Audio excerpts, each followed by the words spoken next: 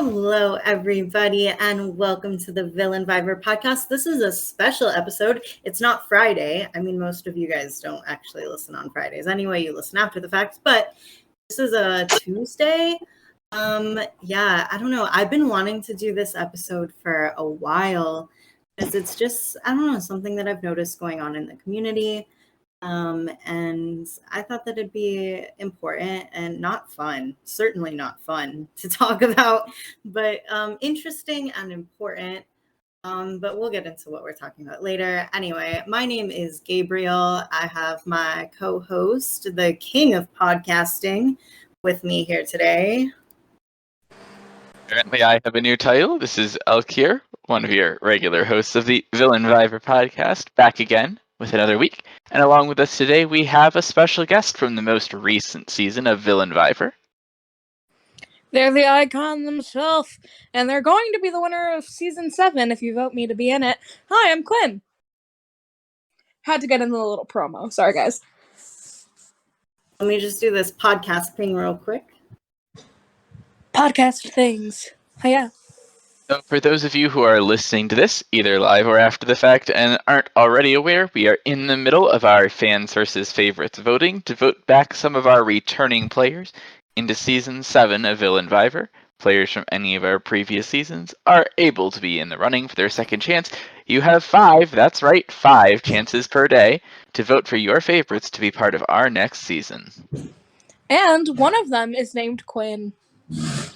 You take with that info what you want.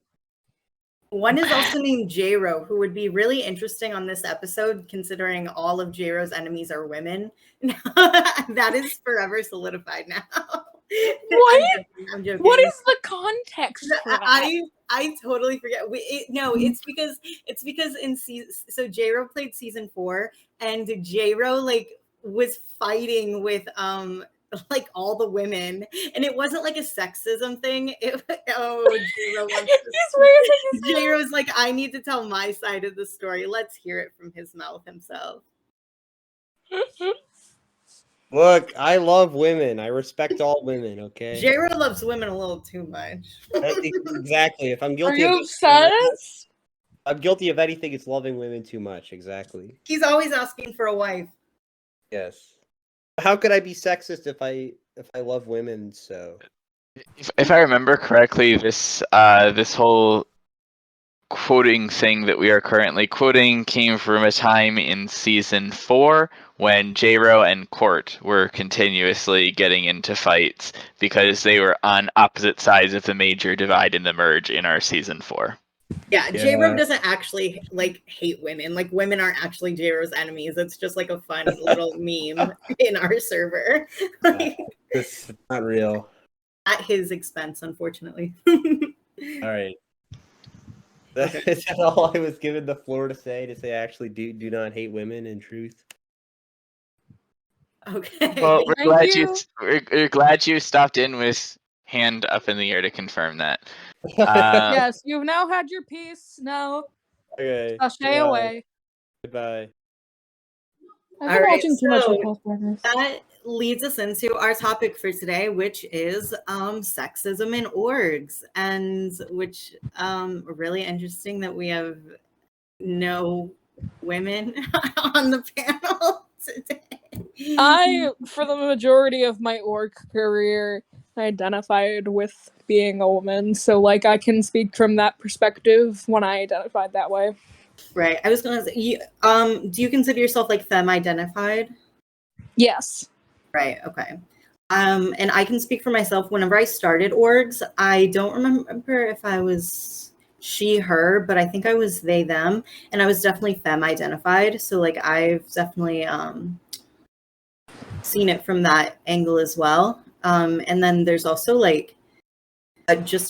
being trans in orgs, which you think would be fine since orgs are LGBT as fuck, at least a majority. But yes, that's something that we can get into as well, because people definitely treat me differently once they hear this voice, baby. Oh my god, they hear that hot voice and think of you differently. Yeah, this sexy man voice, yeah.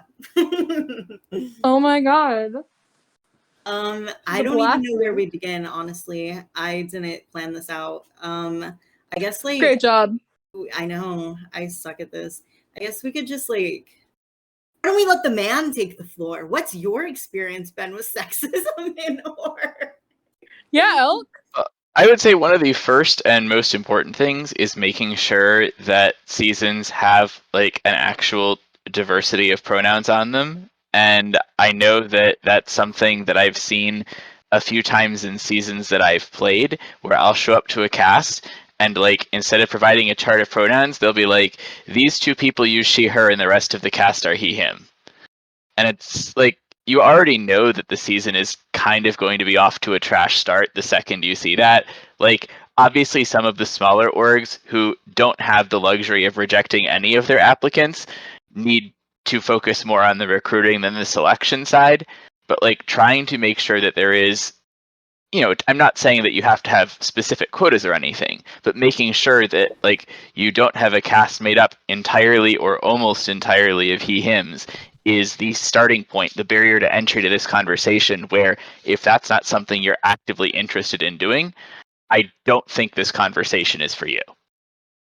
See, by the way, I'm so sorry. I just want to interject and say this is like a different kind of podcast. So like if anyone wants to come on, so how do I phrase this? I would prefer, and if you guys feel differently, I would prefer that we don't save audience conversation for the end. So if anyone in the audience would like to speak while we're talking, feel free to like raise your hand and we'll invite you to the conversation. Because I feel like this is going to be more of an open dialogue kind of podcast. So yeah, I just wanted to say that. You don't have to save it to the end like we normally do.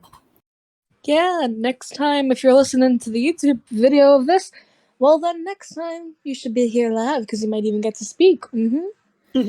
Or just like say your stuff in the chat, but yeah.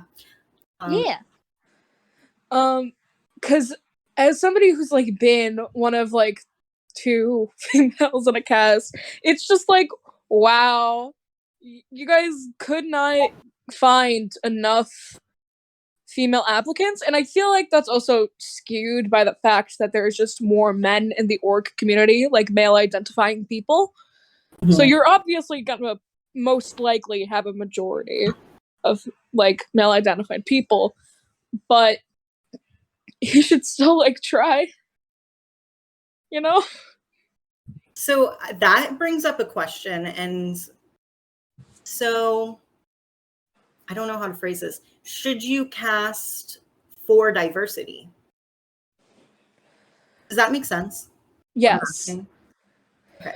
You shouldn't cast for diversity, but you should strive for applicants to be diverse so that you have a wide range to choose from, and so that you're not just getting a bunch of the same type of people. You should try getting enough applicants that are diverse, and then if they have good applications, pick them. You know? Like, it starts with the application process. See, this is really interesting because I remember there was an org that did, I forget which one it was, and this was like maybe a year ago, they did an all female and all NB cast. And it was very controversial.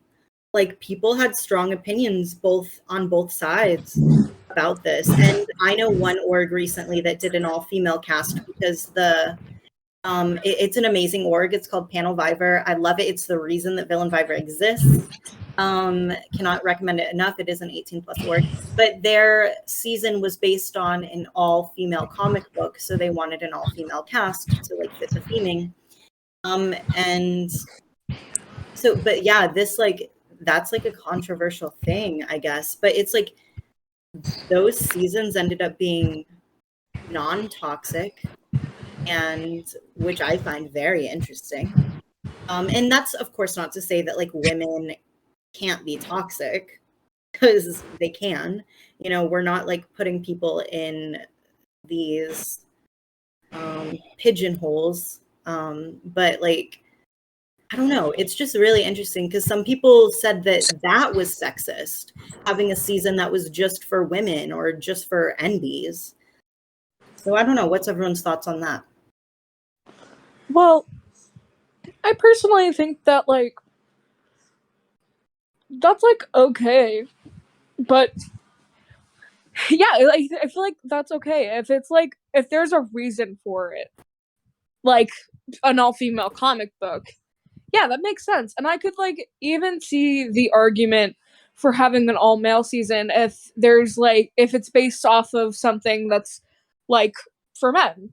If you wanted to have an all-male season, I feel like that both of those would be fine. It's not good to hold that double standard. But if you just do it for funsies, that's fucked up. You should do it because you have a point. What if that point is because, again, I don't know how to phrase these things. Like, what if it's because traditionally, okay, let's get into the root of what we were talking about. Because there is sexism in orgs, and because women and femme-aligned people are treated differently and taken out, on a subconscious or conscious level for being femme-aligned or for being women. And so the reason to have an all-femme cast is to prevent that. Is that like a valid reason? I feel like I'm coming off aggressive. That's like not what I'm trying to do. I'm genuinely like just asking. No, you're fine, love. Like I could. See, that's like a hard question to answer because I don't think that would be a reason that someone would do that. Like, I don't think that it's reasonable. Well, it was. Really? Yeah. Yeah, I've seen one or two orgs that have done something like that as well, where they were specifically disappointed at the lack of women who had applied to past seasons of them, and some of the women who they had attempted to recruit said that basically they didn't want to deal with the sexism, and in an interest to like de-sexism their org, they said we're going to have a season that's only women, or actually rather a season that has no he/hims, so that people would have like the knowledge that they wouldn't have that acting against them, and they did succeed in recruiting all non-he/him cast. I forget which org it was, but I remember seeing the ad for it when it was happening and some discussion of it. BB org. Might be a different one. I heard it from a Survivor org probably 5 or 6 months ago, but obviously more than one org could have done the same thing. And I saw it in sorry. No, I was just going to say, it does, this sounds really weird, like how like women and like NBs are being grouped together. Like that feels weird. So I just like wanted to call attention to that. And I don't think it's ill intentioned. Like I don't think people are like saying like it's just because like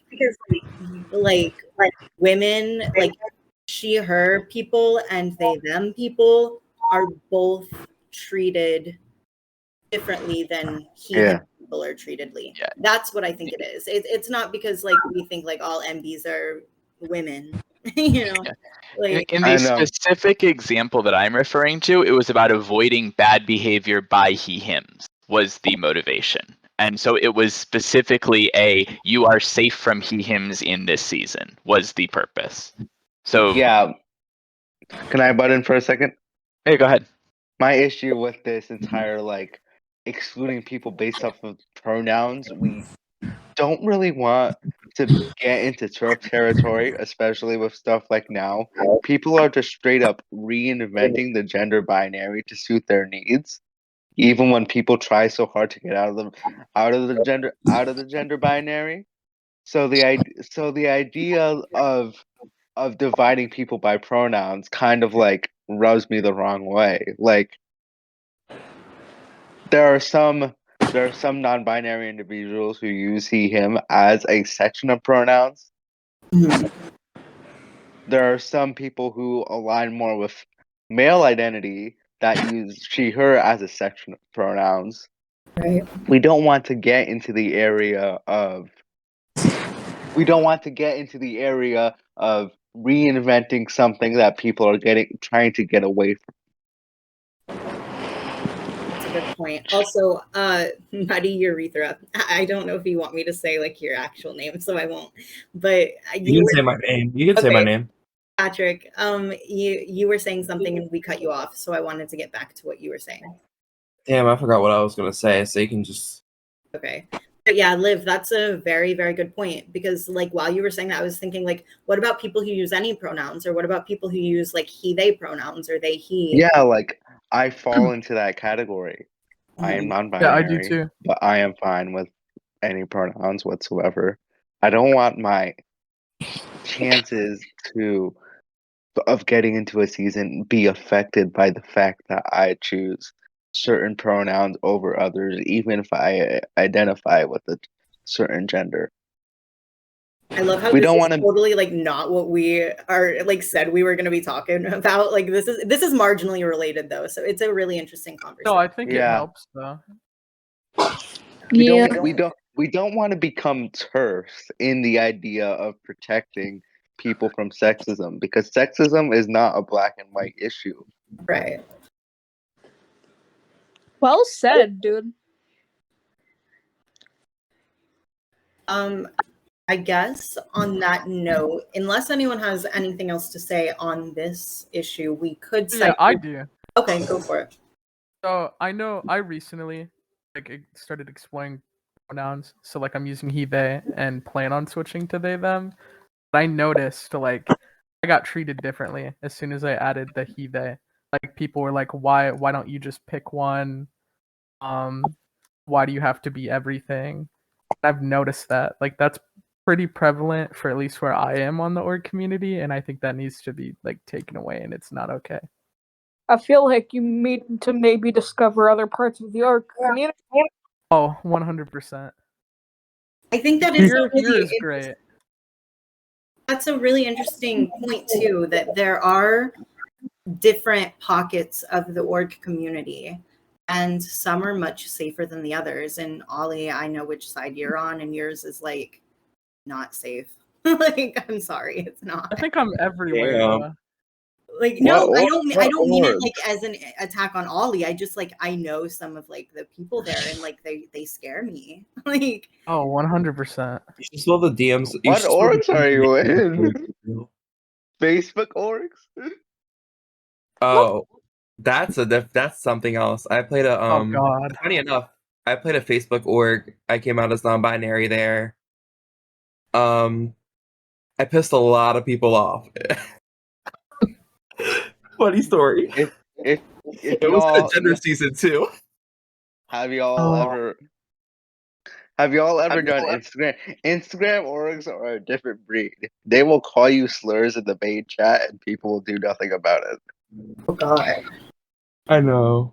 I literally got voted out once because they said I was annoying, and I'm like, bro, I think it was because I was info dumping, and they voted me out because I was annoying. Oh, Yikes. fuck. No, sorry. go ahead, Quinn. I was just umming. Has anyone else like noticed all men alliances and orgs, or like all women, or all Oh, insert group here based on pronouns? oh, And, like, 100%.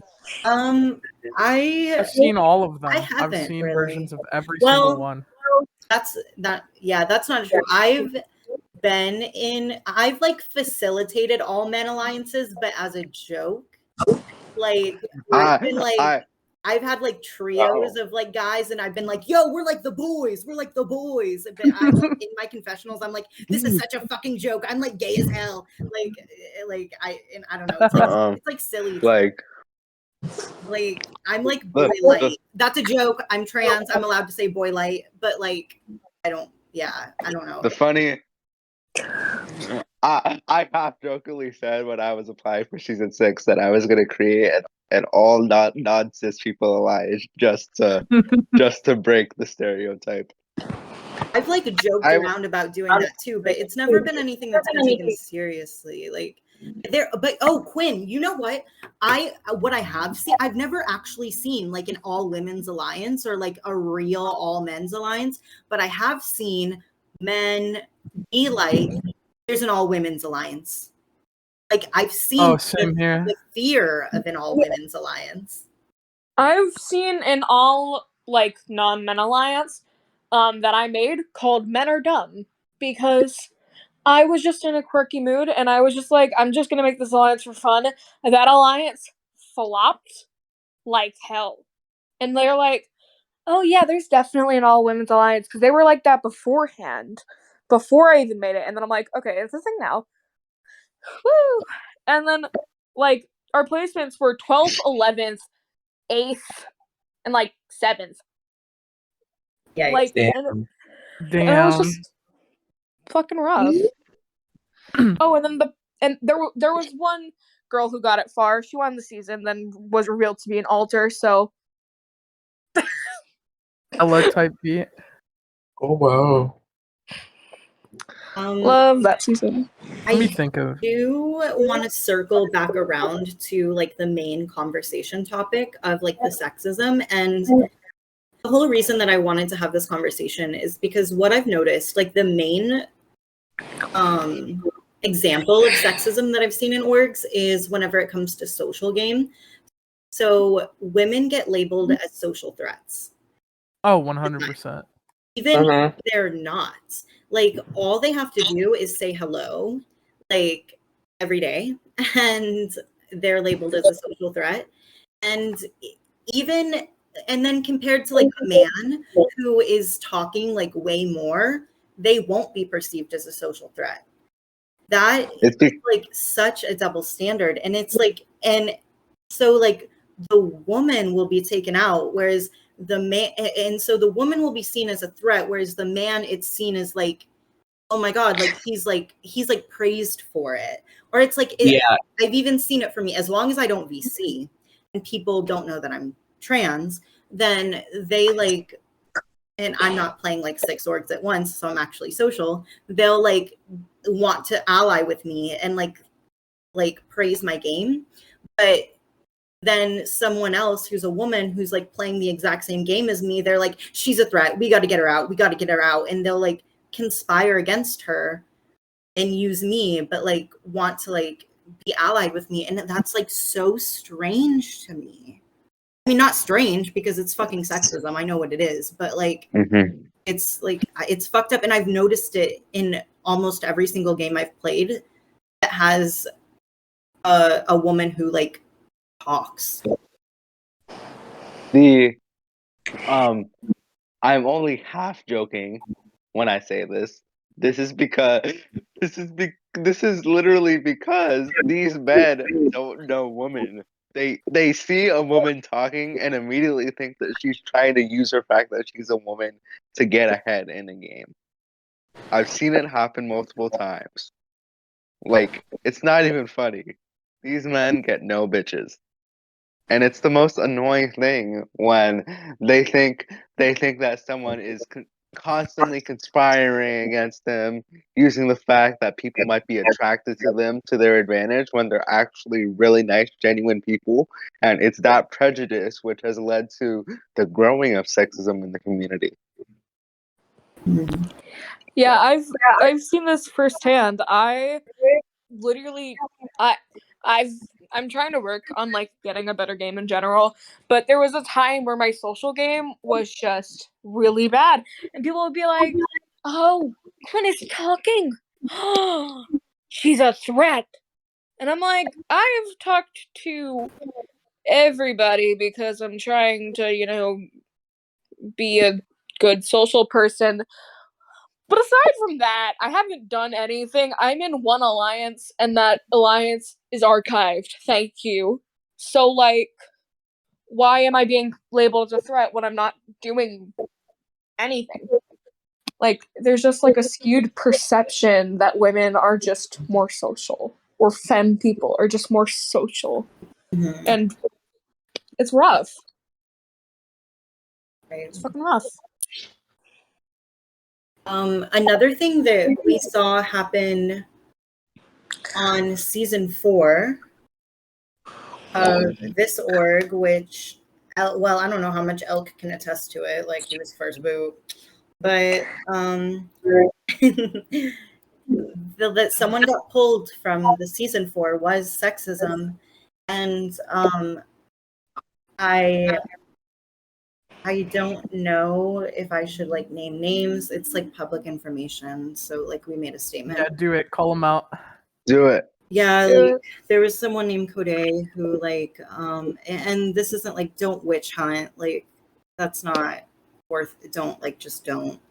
But like he made comments to women in the season who had their face as their profile picture and said that they must have been using that to like it was a while ago, so I don't remember exactly, but they must have been using that to like get ahead in the game because like they were very attractive, and I don't remember exactly. That's exactly what I was talking about. It's yeah, something sickening. like that. It's like, and then he like would like flirt with them and they were just like uncomfortable and stuff, and it's like It was horrible. yeah, it was just like a really bad situation, and it's like and it just sucks. Like I don't think twice about putting my face as my profile picture, and it's like really sad because like the sentiments that I've heard from my friends who are women are that they want to make their face their profile picture, but they get accused of shit like that whenever they do make it, or they get harassed by men if they make their face their profile picture, and so they don't. And it's just sick. It's like really gross and fucked up. Yeah, it is.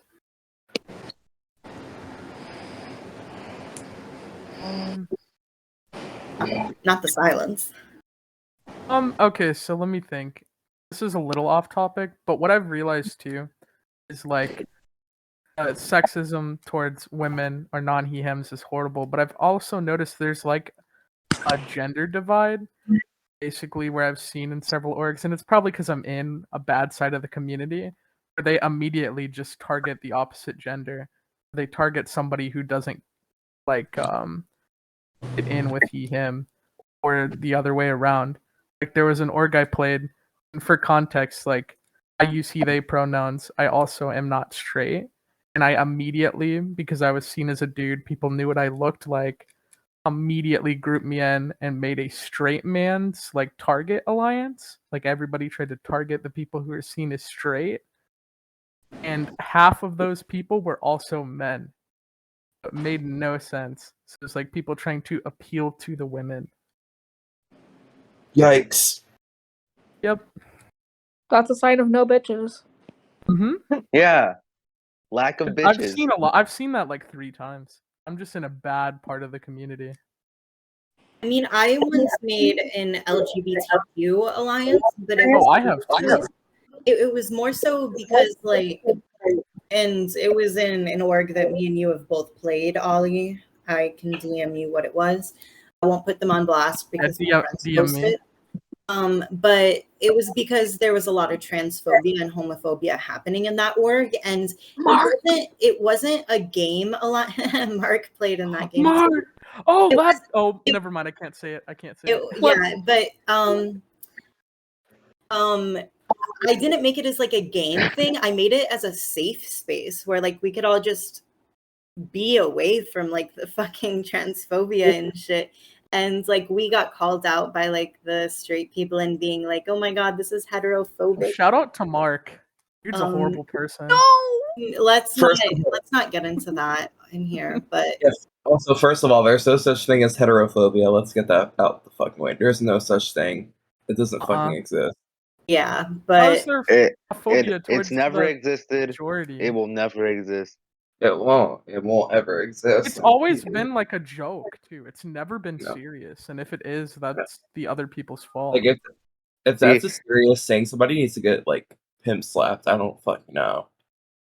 Like heterophobia is like people talk about reverse racism, reverse sexism.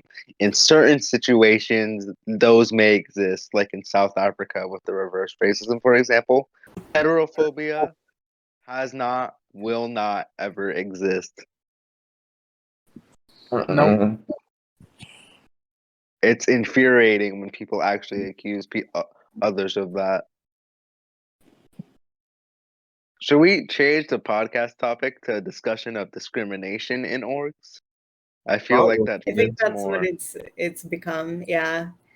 No, I think that works a lot better because I feel like gender and sexism discrimination like just works.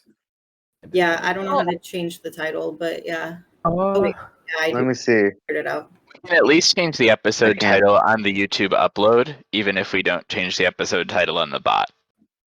Yeah. Yeah, I don't even think we can. We'd have to fully restart it, which No, I don't I think. figured it out. Oh, you figured But it out? No, I fixed I it. do want to circle back to the social thing and just share my experience.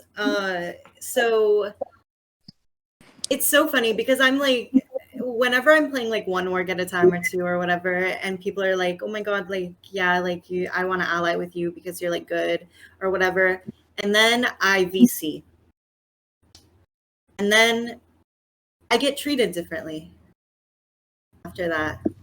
And that's so fascinating to me. So here's what really gets me, because I notice. So let me give some context. I get dysphoria from being referred to using they them pronouns. I only want to be called he him. That's it. Because I get referred to using she her and they them in my everyday life. I'm a trans guy. Like, he him is important to me. Those are the only pronouns I want to be called. I make that very clear now.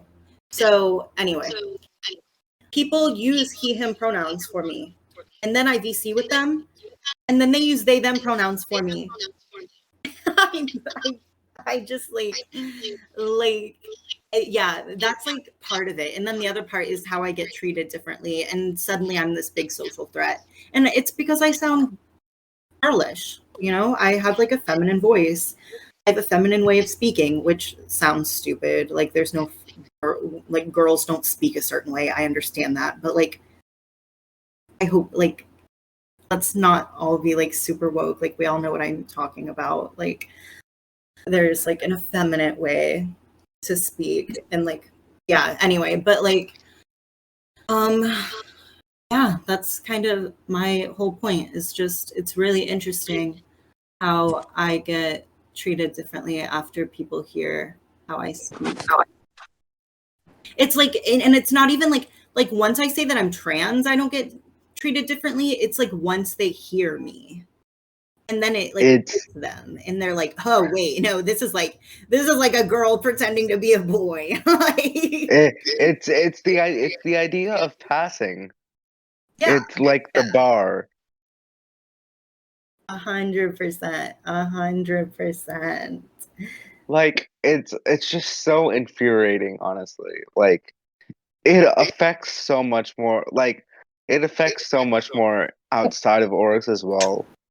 Like people can say they support trans individuals, and then they'll turn around, and if a person isn't trans enough or is too trans, suddenly they're transphobic again, and it's so annoying. It's like the bar of censorship.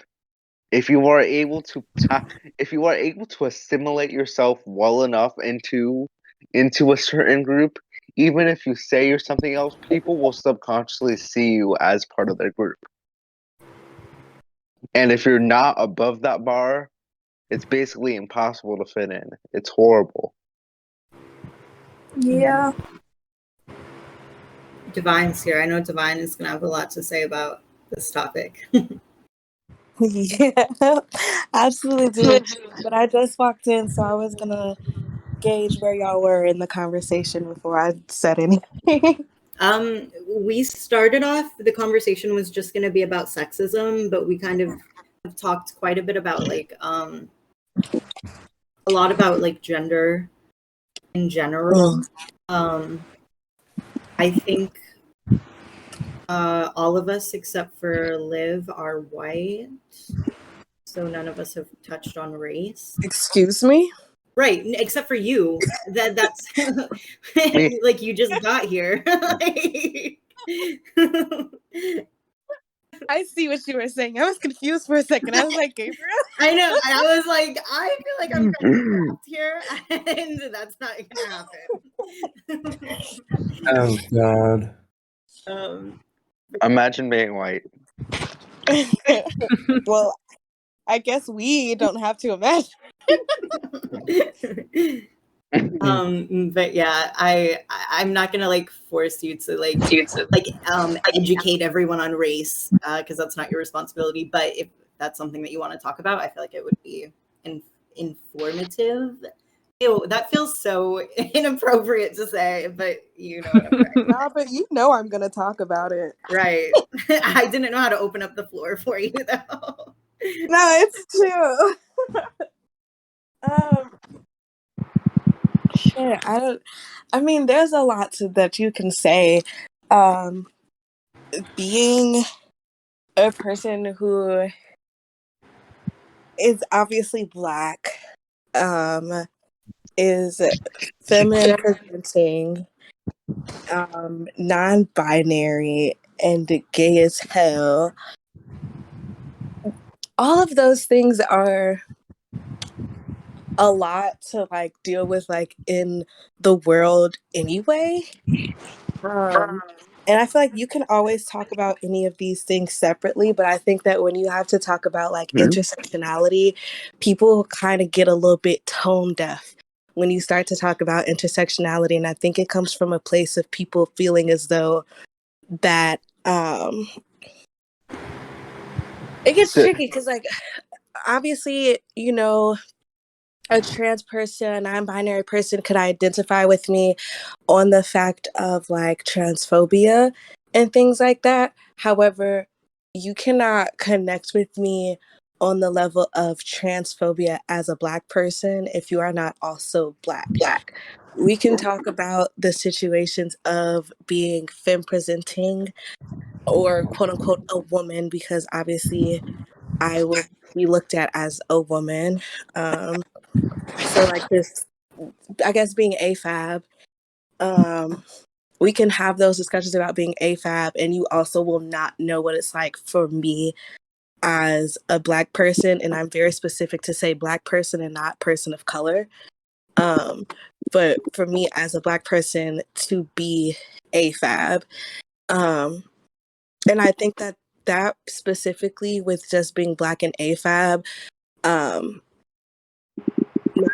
about the other places where I cross in intersectionality, just being Black and AFAB is an extremely intense thing because of stereotypes with Black people in general, such as, well, Black women and Black people in general, such as like the whole thing of like Black people being aggressive, and that's more heavily put towards women. There's obviously the mad Black woman stereotype.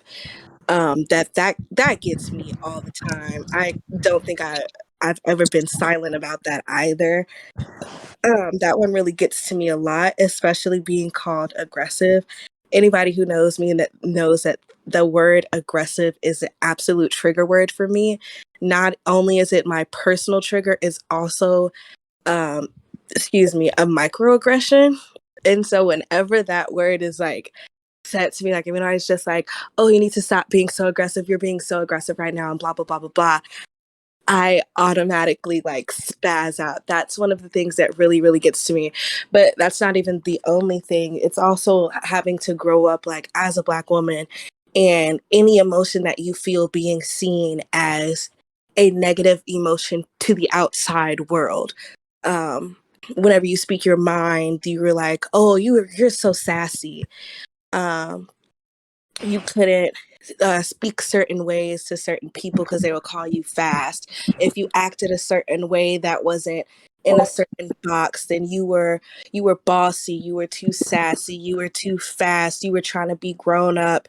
And this is me talking about like growing up. So being like 6 years old and trying to figure out why the hell people are telling you that you're trying to be too grown or that you're this, that, or the next when you're just trying to, live your life as a fucking child. And so having to grow up with that shit and then have to go out in the world in general and experience that shit is really crazy. And so then when you come like to orgs and you have to have these places that are supposed to be called a safe space, and you have these people who go out of their way, or maybe they don't even go out of their way. Maybe it's just implicit, because some people do have an implicit bias, and I don't 100% fault people for that, because we live in a society.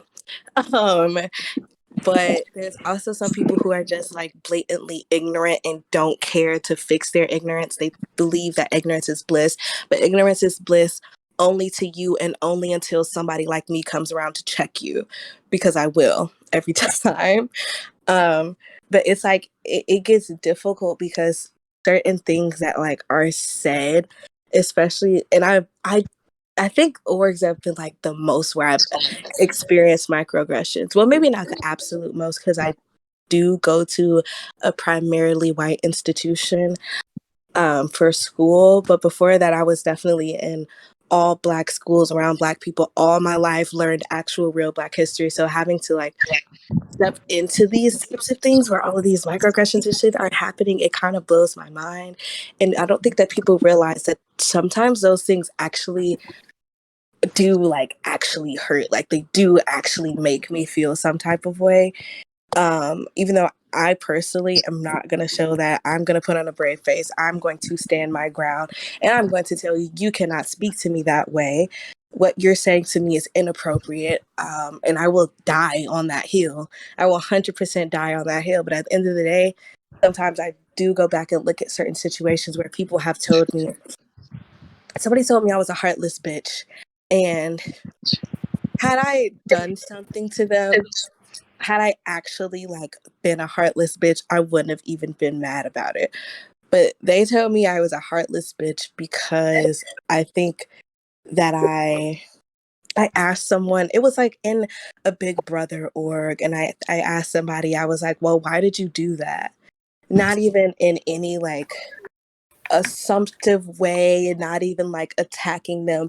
I was just like, oh, you did this? And they were like, yeah, I did that. So I was like, okay, well, why did you do that? And they're like, you're such a fucking heartless bitch and all this other shit. Like I got literally bullied in this one Big Brother, or completely bullied, for literally just like speaking, like having an opinion on any fucking thing. And nobody else got that. Somebody could literally say the same thing that I had just said right after me, and they would get absolutely no backlash whatsoever. But me literally got bullied. And that shit is just really crazy, because how are you supposed to be creating a safe space? And then those same people who are like safe space, turn around and then say the same type of bullshit. And I think the worst ones are the people who cover up their bullshit with, they take the bullshit and they make it a lot more passive. Because you can be really passive with the microaggressions and the racism, but some people, sometimes it's so subtle that you don't realize it unless you're living in this body and in this identity. So then if you living in this body and in this identity call it out to other people, then other people like think you're legitimately crazy. And I've had it happen to me before, and it's so fucking wild to me how subtle some people can be with their bullshit. And I've talked for like 5 minutes now, probably more. So that's my piece. Do you Oh, you mind had if I take the baton from here and speak on something that I think that I can only speak on? Unless there are any other physically disabled individuals here, I don't know. Because like I really feel like, people always say Survivor is a social game, a strategic game. Nobody cares about the physical game. But people are so impacted by the physical game, it's not even funny. I've basically been told I'm useless as a tribe member just because of my disability. I've been cut from casting because of my disability. I've had to suffer through headaches, through like the worst ones are the ones where you have to go up and take pictures of stuff around your house because I can't physically do that. And then people are like, well, why not? And I'm like, bitch, I can't walk. It's just a constant headache having to search out orgs that will provide me with the basic necessities to actually play in a safe environment. You know, And oh, go ahead. Sorry. it's like in this like being so strict with stuff about challenges is so exhausting because like there are there are times like if you've ever talked to me through text, I tend to make typos a lot. And if you've ever played in certain orgs, typos are like the downfall of your game. Well, you spelled this word wrong, so you lost this challenge for your entire tribe. And the idea of having physical and the idea of having an org that isn't able to accommodate for something like physical disability, which is something that orgs are really all about, being able to accommodate people who obviously can't go out there and get on Survivor for real. How are you going to create a simulation of something meant for convenience and not make it convenient for everyone? That's really valid, and I can't speak. I can't speak to your like having a physical disability, but I can speak a little bit to ableism in the sense of having a mental disability and being like a neurodivergent person. And I was just talking to somebody about this in another org that I'm playing right now. They had one of those challenges. I don't know if you guys have ever done it, but they'll like read a story like on the VC or something, and then they'll basically have a quiz afterwards, and you just have to answer the questions or whatever. So we did this in an org that I'm playing right now, and I had done it before as well. And in the one before that, they were reading, and I have ADHD. I'm pretty sure like everybody knows that. I have ADHD. And so I told them that I was like, guys, I literally like have ADHD. Can you like slow down? Or like if I ask you to stop or clarify something that you said, can you like do that? And they were like, well, no, because that gives you an unfair advantage. And I'm like, how is that giving me an unfair advantage when I'm quite literally already at a disadvantage because I cannot process things in the same way that neurotypical people can? Like, that doesn't make any fucking sense. And it really blows my mind because a lot of orgs also have it where in your interview or your application or whatever it is that they have you do, they ask, do you have any disabilities that would hinder your performance in this org? And so if I literally tell you that I have ADHD, which means that I have a learning and processing disorder, and then we get to a challenge and I say, hey, can you accommodate me for this? And you tell me no, then what the fuck did you even ask me for in the first place? Then what do we even talk about it for if you're not even going to try to be accommodating? And I think that's like another fucking huge problem that there is. There's so much like fucking ableism that's so like glossed over because it's again kind of subtle.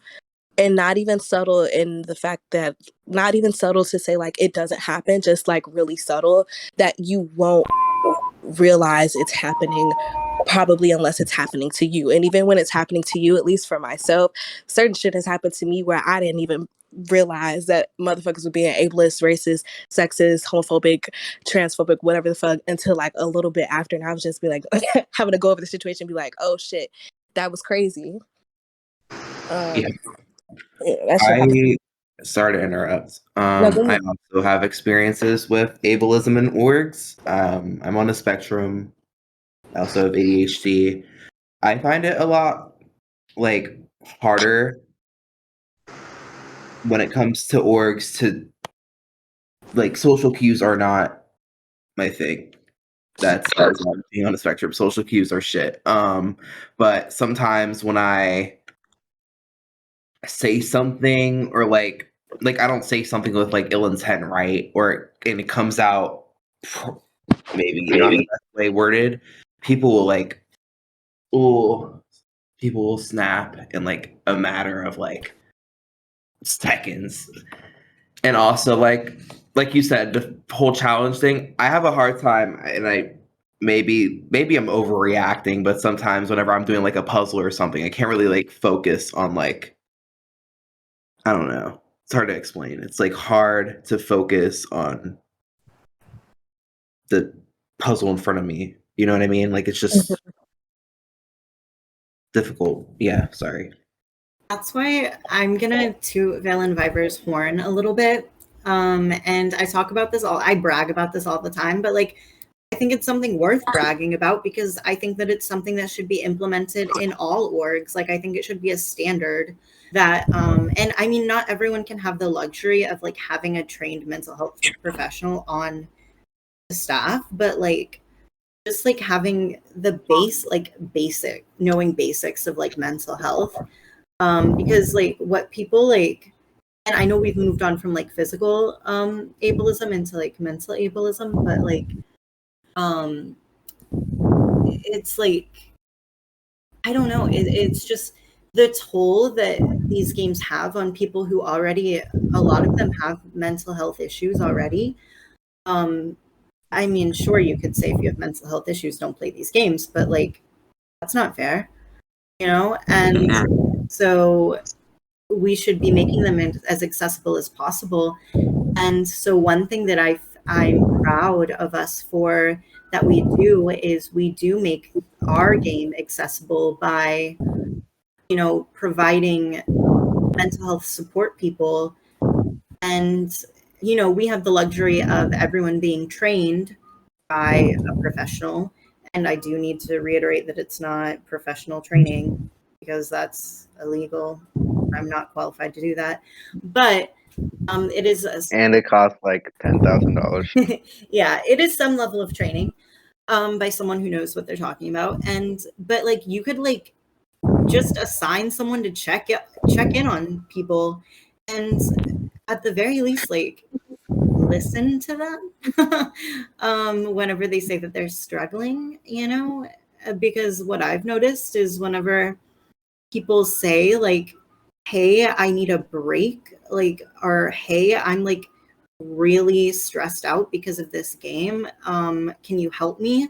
People are like, well, that's the game, so I don't know what to tell you. Like, no, like this can be like really damaging to people. And yeah, you can like brush it off and say like, well, it's just a game. Yeah, it's just a game to you, but for someone who's already predisposed to like stress and not handling that well, it does them no good to say, well, it's just a game, because they're not handling it well, obviously. And yeah, people like all orgs have that wellness line, and that's one thing you can do is direct them to a crisis line, but people don't even do that. Like they don't support, there's like no support in orgs. I've noticed there's no support for people with mental health conditions at all. And as someone who works in mental health, it's just so disheartening to see. It's like, I don't know, it just makes me so sad, because people with mental health issues like should be allowed to enjoy things just as everyone else. Can I add on to that? Can I say something real quick? Okay. I like fully agree with that. And also at the same time, I feel like sometimes as a person who is like mentally, I don't want to say unwell, that sounds so gross, who just is not, who, as a person who has issues taking on certain amounts of stress and certain things as much, sometimes I think it does take that person recognizing that maybe this is not the best thing for their mental health to legit like not play in orgs. And I only say that because I've seen people who have like gotten left out of a vote and it was nothing, absolutely nothing detrimental to them, and quite literally like cursed every single person on the cast out, even the people who like weren't even paying attention that day and just submitted a vote and left because they were busy, completely like cursed people out, like called people like what's the fucking word? What's that word? What's it Backstabbers? called? No. That word when you like lie a bunch and it's like second Compulsive nature. liar. Sociopath? Yeah, compulsive liars. Thanks. But like literally calling people like compulsive liars and like all this other stuff, like outlandish things have happened because maybe You cut out. called me. Oh, But like one person, yeah, somebody called me. But just because like one person told like half of a lie to them, or because somebody didn't like tell them what happened, and I think that those people just should not be in orgs. Like they should. I think that sometimes we as people have to take a step back and realize, okay, yes, I want to do this. Yes, it is the job of the people running orgs and stuff to leave to provide the space for people to enjoy these things regardless of whatever may be happening mentally for them. But also there's people need to take a step back and realize what might not be mentally good for them on their own, see, because sometimes it is too much. Sometimes it gets to be too much. no, And like I'm so sorry. no, my bad. I had a pause in there. That's my fault. But like I've had somebody who would literally consistently argue with me every single day, literally from the start of the game until my boot at fucking Final Four, argued with me every single day, relentlessly, like relentlessly. I would literally say like one thing in the tribe chat and here they would go, "Oh, Davy, you mother, blah, blah, blah, blah, blah." And I was just like, why? What is the obsession? What is going on? And it's like, and I don't think that they are a bad person. I don't think that they deserve less than anybody else. And I also think that they just don't really need to be in orgs. Especially like not saying that they don't need to be here at all. I just think that they need to like take a step back. Cause orgs can also, if you already are in a bad place, being in an org and just the nature of the game, like you're gonna get lied to. Somebody might blindside you. You might get backstabbed. What you want it to happen might not happen. Plans go crazy. People get angry. It's a stressful game, especially Survivor on its own. Like real life Survivor is a stressful game. And if we're emulating that, it's going to be a stressful game. And sometimes, yeah, you just need to take a break. You just need to you just need an off day. And that's okay. And that's what people who are running orgs should provide. And then there's just some people who just shouldn't have done it at all. It's too much for them. And even though sometimes people say that it's not too much for them, the reactions that come out of it kind of do prove it differently. And I don't think I'm saying this as best as I can, and I feel like I sound kind of bad with what I'm saying, but I hope that you understand what I'm getting at.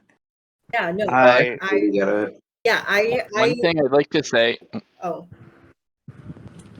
in part because we'd like this podcast episode to be a resource to hosts that are trying to take this sort of thing seriously, if you're going to provide a break for your cast, please, please, please provide the break at the end of an elimination cycle before the new cycle begins. Do Yeah. not put the break in the middle of a cycle. We've done that here and other places have done it as well. And all it does is it It makes proceeds it worse. to elongate the anxiety, because the anxiety of whether you're getting voted out or not, or whether someone you care about is getting voted out or not, is part of what makes it so stressful. And if a cycle has already started, you can't provide a break because that break fails to serve its purpose. So make sure that you time your breaks for the end of one elimination cycle before the beginning of the next. And I'm phrasing it that way so that regardless of whether it's Big Brother, The Challenge, Survivor, The Genius, or any of the 100 other formats that are out there, like, just time your breaks if you're going to give mental health breaks for the end of an elimination cycle before the start of the next one. That is very important, and I want to make sure that's included in here. Yeah. What I was going to say to Divine is you're making perfect sense. And as you were speaking, I realized that I don't think I made myself clear. I agree with you that there are some people who just shouldn't play orgs because their mental health is just not ready for it, because these are really intense. But they do anyway. And unfortunately, in that scenario, it shouldn't be in the hands of the host, but it falls into the hands of the host. It does. Because for the safety of everyone else, I think that hosts then, if it gets as bad as like what you're talking about, the host needs to make the call to pull that player from the game. In my opinion, people can disagree with me, but like, No, I agree with that and disagree at the same time. like, Sorry, go ahead. no, you're fine. I just like it's that, and also people, it's so funny because for as many people who do have mental health issues, and for as many people who say that they're compassionate to that, they don't show it in these games. Because they'll talk about people who act like that, and they'll be like, this person's fucking crazy, this person is a bitch, like this person is like like talk so much like personal shit. Like, listen, I own a server called Villain Viber. Okay. People are not idiots. Like, I play a villainous game. Like, I'm annoying. I'm the chaos king. Like, I go into tribal and I'm like, what's up? Like I cause drama. It's what I do. Like, and I'll go in my confessionals and I'll talk shit. But like, if I'm talking shit about your game. I'm like, you are such a dumbass in the game. Like, that was a dumb game move. But I love you on a personal level. Like, I would never and this isn't like I would never like people should not be like, gosh, I'm like, my mind is moving 1,000 miles a minute. But like, I just don't get it. Like, because like, you don't know what the other person is experiencing on the other side of the screen. And so most of us vanity search our names, right? Like, I don't think that's a me thing. I think most of us have done it at least once, and none of us like to see, you know, so and so is annoying. I've seen someone say, I think that I've seen people say that I shouldn't be a therapist. I've seen that multiple times, that I should have my job taken away from me, because I play a villain, which has nothing to do with mental health. It's just like an example of some of the shitty things that people say, and that's just going to show, like, imagine, I mean, I am someone who struggles with mental health issues. I have OCD, so some of those things that people say, my brain latches onto and I obsess over, and that quote will play in my head every 10 minutes for like a week, and I can't get it to go away. And it's like, I don't lash out because of it, but like, people who do, I don't think should be demonized, and they are in this community. And that's just like really sad to see. Jumping back on your point about it falling onto the hosts, I agree. But the one thing we have to make sure that it doesn't fall into is the other players. Because I played in an org with Uni once, who is in the audience, and suddenly I became like a therapist to two people who are both older than me, both adults. And here I am. I was only 15 at the time. Here I am having to pull these people back from crisis in the middle of fucking English class. And and at the end of it, I'm like, hey, I'm struggling. And I let people know that. I let people know that shit like that got to me. And in the end, people use that against me to manipulate me. And when I finally lashed out at the people that hurt me at Tribal Council, at Final Tribal Council, I got called emotional, explosive. I got called a bitch. I got called sensitive. I got called every single word in the fucking book just because I had to manage people's mental health as a minor. In a game all about lies and deceit, I was trying to be somebody's pillow in a game where the next round they would turn around and they would stab me in the back.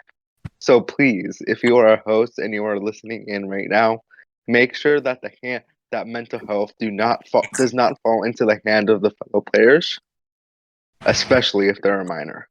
Well, yes, that, and also at the same time, just because of like kind of what you said at the end there about like having to like help them out, which technically you don't have to do.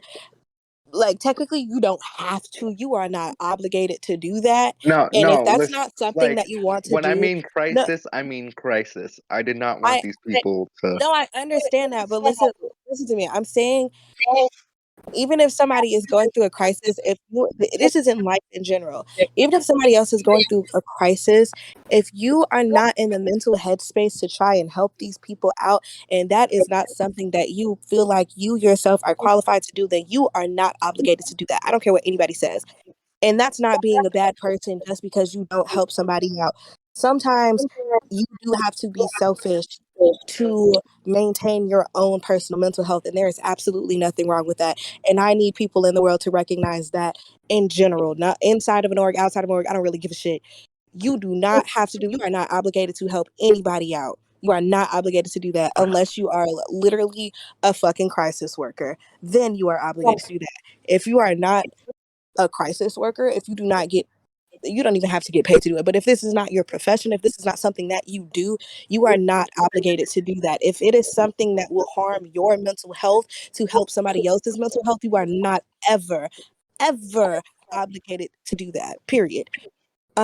See, I My, agree with that, and I tried my hardest to make sure that, like, as soon as I saw these people in crisis, I immediately let the host know, since I believe all of the hosts were adults, and I'm like, hey, can somebody help out here?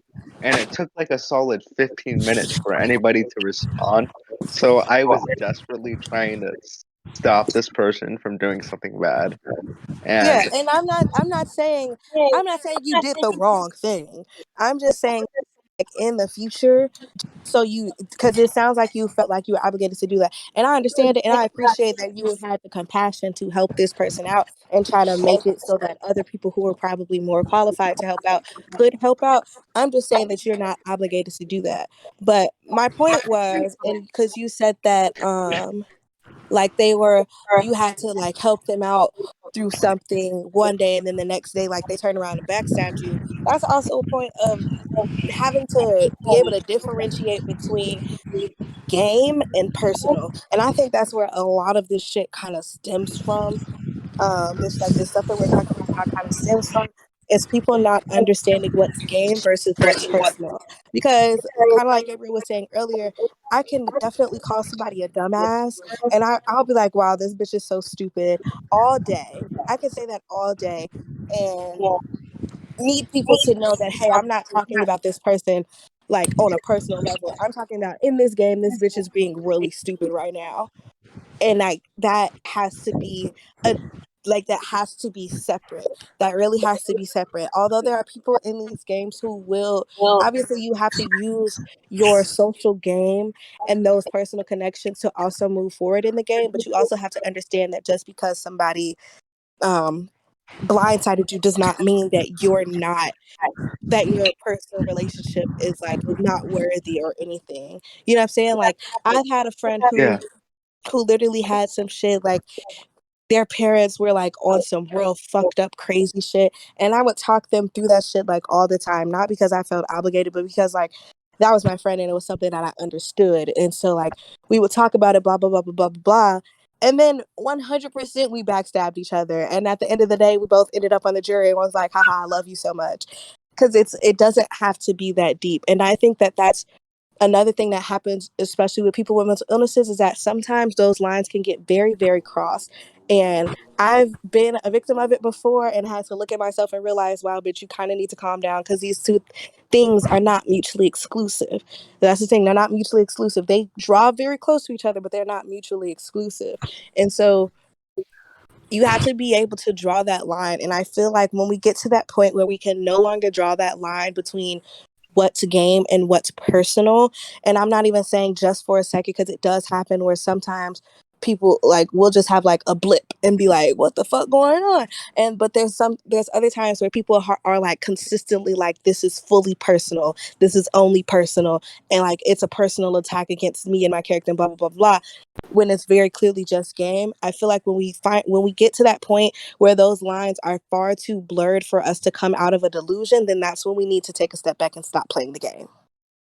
That's when it gets too far. I think that's where the line needs to be drawn.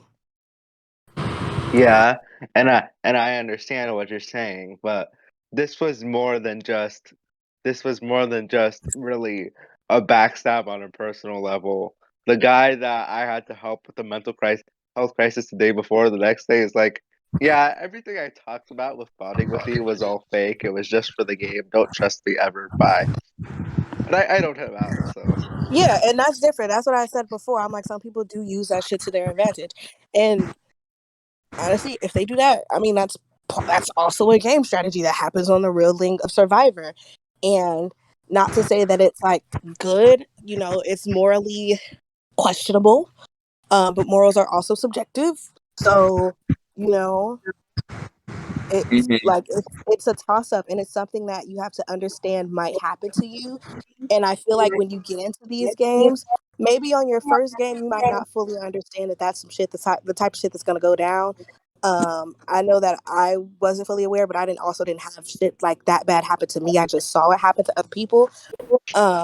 But like, I feel like when you play these games, once you recognize and understand that that's the type of shit that might go down, you have to think about it and ask yourself if you're prepared to handle that. If you are prepared to deal with that on your own personal mental level. Are you okay to go through that shit? And yes, people should still be accommodating. Yes, people should still be compassionate. Yes, you should still have help. And also help your damn self. Nobody's going to help you as much as you can help yourself, because nobody knows your mental state and what you are capable of handling more than you do. Nobody else is going to know that. People can speculate, and you can lie to yourself while other people realize that you actually might really, really be struggling and not be qualified to do this right now. And you can lie to yourself, but you shouldn't lie to yourself, because that's just going to make it worse for you. So you have to take the time and think about, okay, am I capable of handling this? Literally, can I do that? Can I deal with the possibility that somebody might lie to me and say that their cat died and I console them for a day and then they blindside me? Can I do that? I feel like we've gotten off topic, so We have, yes.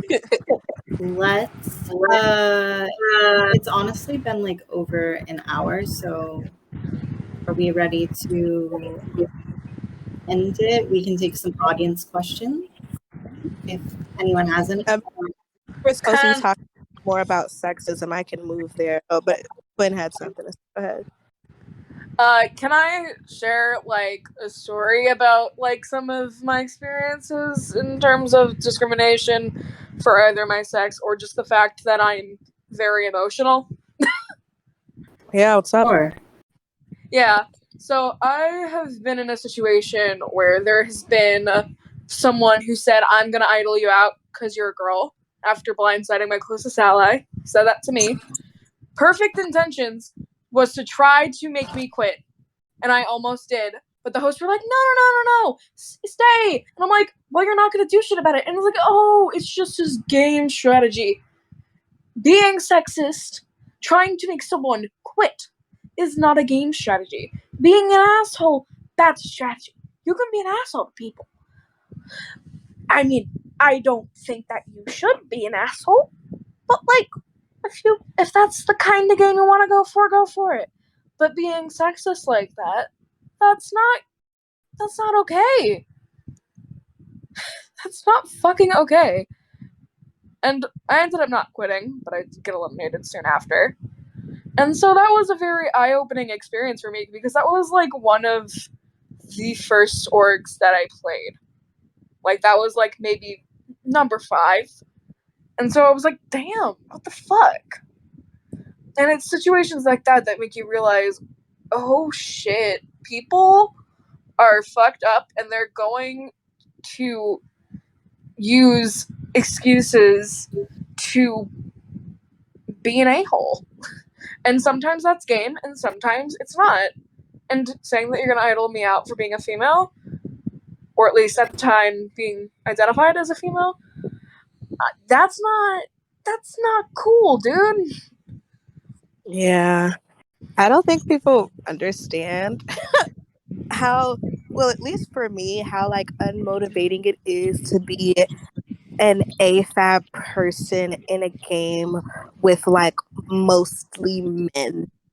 Like Yes. whenever I see that in a cast, especially like I've gotten to like some in games, like I ran to a merge where it was literally me, one non-binary AMAB person, and then the rest were all he hims. And I was like, I don't want to play this fucking game. And there are also like white gays. Uh, I don't have a thing against white gays, but also too as well. A lot of the times, if you know, then you know, white gays love Black woman identities and love to I don't really know how to say this in a nice way, so I will just let they appropriate Black woman culture and use Black women as caricatures a lot of the time and call it flattery, and they love to change the way that they speak. And so like it was white gays and hymns and straight men, and my like this was like I don't even want to play this game anymore because it's like so it becomes, it's not all, you know, it's not all AMAB people, it's not all like he hims whatever, but just so much that like especially when I've got caught into those types of situations, I would literally know like what would be best for like the games of everyone in like whatever alliance or whatever I was so called in, but would just get like overtalked and ignored and being told that like my idea doesn't make sense or whatever, talked down to being treated as like a number. And if you've ever seen me or not even having had to see me play, if you've ever met me, you could realize that I myself am a hard hitter and a heavy player. So I'm not the one to sit back, and be a fucking number for no damn body. And I feel like that's just automatically what is expected of you. Like you're just supposed to sit the fuck down, shut the fuck up, and follow the rules. And it's just like no, fuck you, honestly. And I don't think that people realize how difficult and unmotivating that shit could be. And I remember I told somebody, there's like an all fem season that's been run org that I had played recently. They're having an all fem season now, and I told somebody about that, and they were like disgusted at it. They're like, "Well, why would you have that? That's what a minute." And I'm like, "Shut the fuck up, dude!" Like, there's so many like men in orgs, and there's so few like AFAB like winners or like players of the season and all this other shit. And it's like literally you give an AFAB person like half of a chance to actually do something, like actually be great within themselves, and now it's a fucking problem. Like, grow up. It is super like unmotivating to see that you're like the only non he him on your tribe. It's just like, oh, because as cliche as it sounds, like having something in common with somebody is a good way to connect, and just connecting with people on the fact that they are AFAB is something that could be like useful to use to connect, which is why I think things like all women alliances and all men alliances, intentionally or not, do occur, is because of that. But Yeah, it becomes like a really bad problem when it's like intentionally, especially when there's a clear majority. Like if it's a 4-3 and you make an alliance with all women, that's the 3. Okay, fine. But I've been on a tribe of 10 people, 6 of which were men. They made an alliance and literally randomized who they wanted to vote off. Yep. I just want to interrupt you guys. I know you're not doing this intentionally, but you are kind of using AFAB and women interchangeably. And like you said, like AFAB and then men, and like it just kind of sounded like you were like forgetting that there are AFAB men. And I know you're not doing it intentionally. Just like be conscious of like your words. Oh, sorry. I mean like feminine identifying people. Yeah. One thing Sorry I'll if it gave that illusion. Sorry. one thing I'll say that like we all need to be aware of is that it's shocking the number of people out there who are like, oh, everyone understands that it's easier to connect with people in your time zone, and quote unquote time zone alliances, or within a couple time zones of each other, alliances happen all the time, and then pretend that like all men and all women alliances don't happen a lot also. Like, people have a tendency to make alliances over any characteristic they have in common, and we need to be aware of that and like actively seek out people to make alliances who don't share the most obvious characteristics, whatever it happens to be in that season with us, if like both because it's better as a human, and it's often better for your game too, to like get mixed groups of people together, whether we're talking about gender, time zone, race, anything else. Like, it's better on both a personal and a game level to actively seek to correct for your subconscious bias and seek out a mixed group of people when deciding who you want to make an alliance with.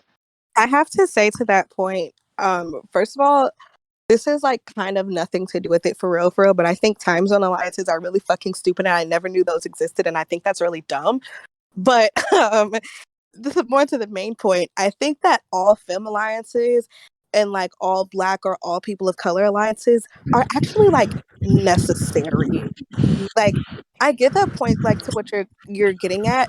And I think that like to make mixed groups would be just like better in general. And also I think that all flim, what the fuck, all femme or all Black or all POC alliances are necessary, because of in these games you can see it on IRL Survivor or IRL BB, like it's necessary to survive. It becomes necessary to survive because people are not more aware of having like those mixed groups. And so I would say like I guess I'm saying this like more from a minority perspective than anything, because like like you as a white man would say that, and like you're right. You're right. My point is directed at cis white men, challenging them to do better, if that wasn't clear. So let me say that explicitly. Cis white men who are listening to this, listen to what I am saying and do better. It's the right thing to do, and it's better for your game. Yeah, that'd be better. That'd be like the smart thing for you guys. But obviously, I would hear that and just be like, "No, I'm good." Like, Yeah. like no, I get you. You're absolutely right in what you're saying. Just like literally, as a fucking minority, I'm just like, no, I'm gonna try my best to survive, and I'm gonna hook up with the minority. So I've had plenty of like all Black, all POC alliances, all femme alliances. I've had those. And that's absolutely reasonable, especially when the all-white alliance is being made, whether people think of it as an all-white alliance or not. Exactly. And it's because like people and it's a lot, the fucking implicit biases that I see are out fucking rageous. And it's so funny how some people don't even realize it, obviously, because it's implicit.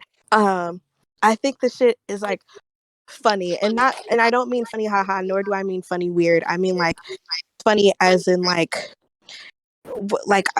not ironic, but like funny as in like that. Okay, that's a how do you explain it? You guys know the type of funny that I'm talking about, right? Do you Funny know what as I in mean? suspicious? No, not even suspicious. Like funny as in like Don't be suspicious. Don't be suspicious. funny as in like just like that observation in itself is like funny and as an interesting, I guess. I guess. Intriguing. I guess Intriguing from like it's a just like psychological standpoint. so okay, yeah, kinda. So I think that the fact that people have so many implicit biases and don't recognize them and naturally cling to their whatever group that they identify with, and I'm literally talking about white people right now. It's just white people cling to each other and not realizing that they aren't giving minorities as much of a chance. It's just it's funny in the way of how odd, funny, odd, funny, interesting to watch, I guess. It just, I don't know, it's mind blowing to me.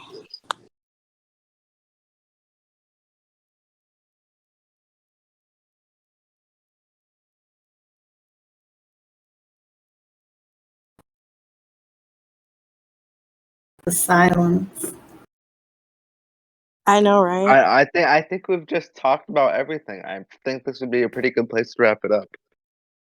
There's one analogy based on the actual shows that a lot of us watch, whether all of us do or not, that I want to draw just because I think it's a relevant example right here.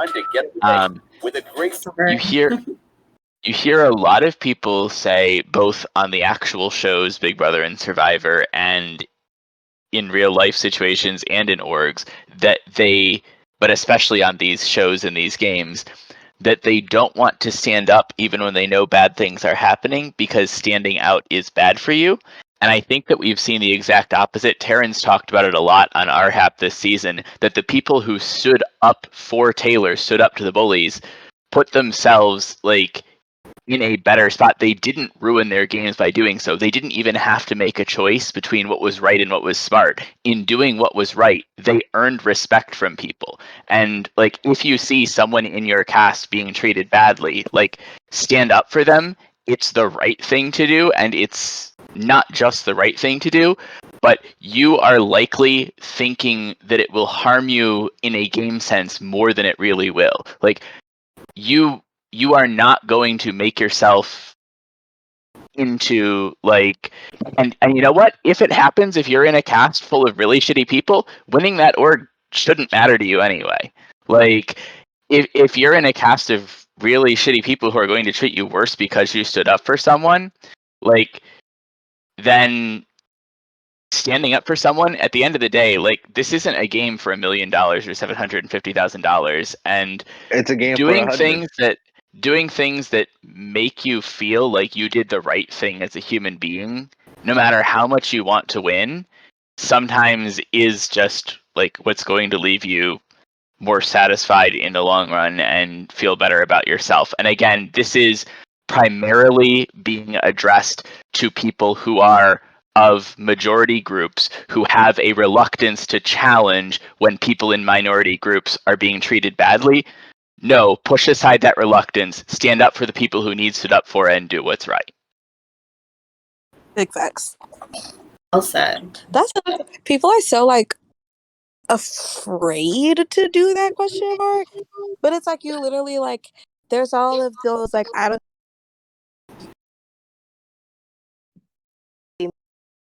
bullying but then when it comes to people standing up,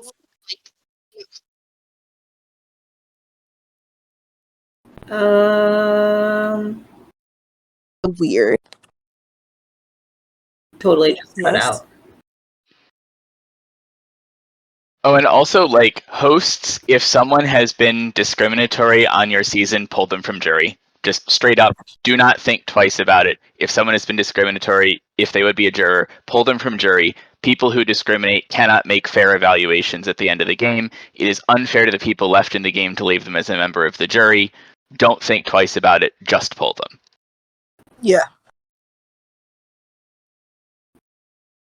With that being said, do we have any audience questions, comments? Anyone want to come to the stage real quick?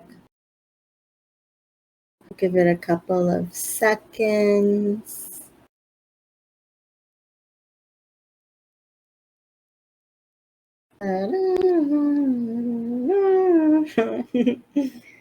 It doesn't look like it, so we'll go ahead and wrap it up. This has been a lovely discussion. And yeah, so we will be back on Friday for a regular discussion. I believe we will have Jake from season 6. That's going to be a really fun. Jake is just a grand time. I love Jake. So that's going to be a really fun podcast. I'm not sure exactly what time, but he'll be here. We'll send out a ping. Yeah, so we'll see you then. This has been Gabriel with my co-hosts. Divine. And we'd like to issue one more special thanks to our featured guest today, Quinn, from season 6 of Villain Viver. So, Yay. quick too, if you're listening to this and we're still casting, then we are casting for season 7, which is Fans versus Favorites. Hercules themed, Unleashing the Underworld. Ha ha ha ha. That was so cringy. Yikes. Applications close August 31st. The season starts September 3rd. So get those applications in. And that's all we got for you. So see ya. Bye. Thanks for